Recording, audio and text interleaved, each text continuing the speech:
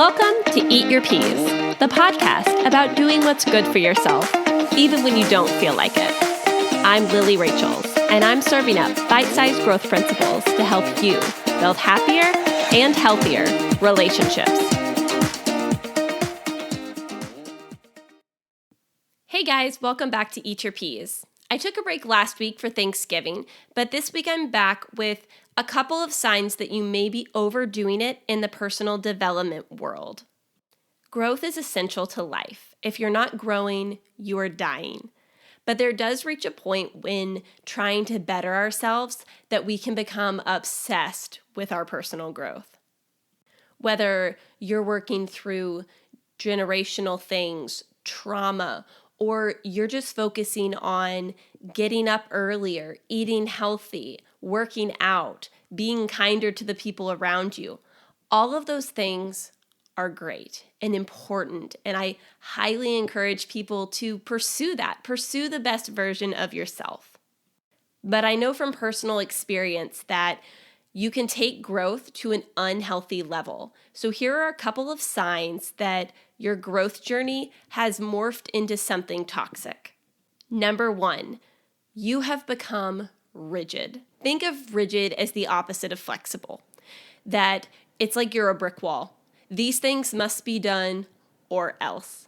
So I had this happen to me about 10 years ago. I decided that to be the best version of myself, I would run every single morning. I would get up by 5 or before 5, and I would go for a run. It didn't matter if it was hot as hell outside or 20 degrees outside, I would go run. It did not matter if my ankle was hurting or I was sick, I would go run. Maybe I slept 8 hours, maybe I slept 3 hours, I would go run. And this became very unhealthy, as you can probably tell, because there are times when my body needed rest. My body needed to recover, yet I chose to run because that was the goal. I was so rigid about what I wanted that I left absolutely no flexibility for life. On one hand, yes, the commitment was there.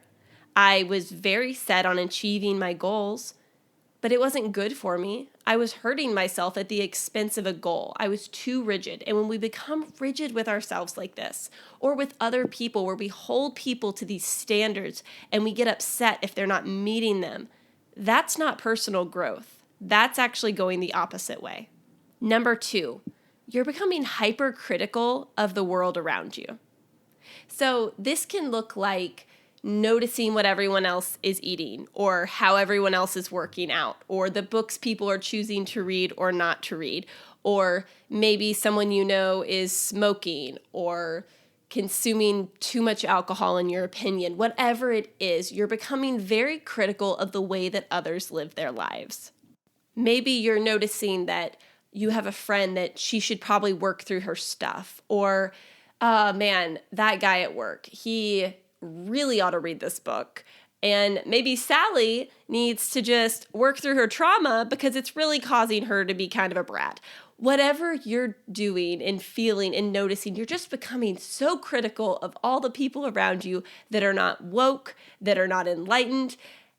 And guys, that's your problem, right? Because the thing about self-growth, when we do growth correctly, we become compassionate. Compassion is the byproduct of personal growth because we realize that we are not perfect and we can't be.